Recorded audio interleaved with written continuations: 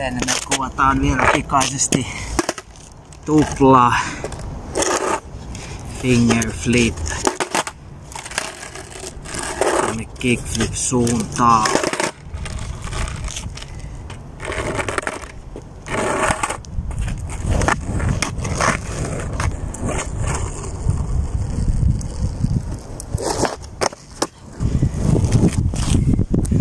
Eli lähdetään tekemään tupla finger flip kickflip suuntaan.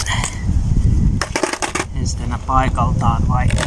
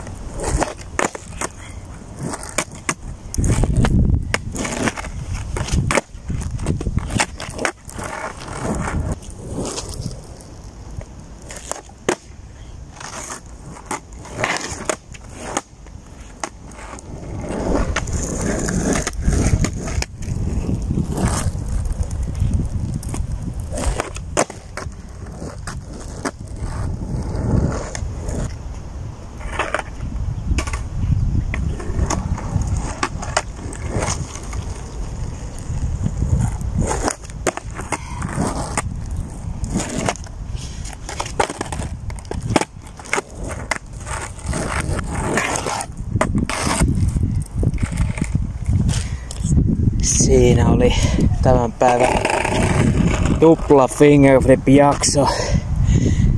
Tämä näyttäminen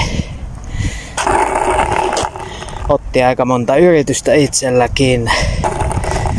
Sormi menee perille helposti. Kannattaa teipata sormenpäät vähän. Mulla tuolta hieman kuluu sormenpää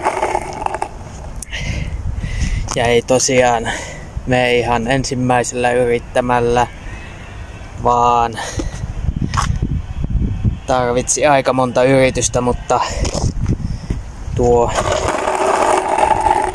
tuo tekniikka on kuitenkin ihan hallussa. Ja en ole vähän aikaa tehnyt, niin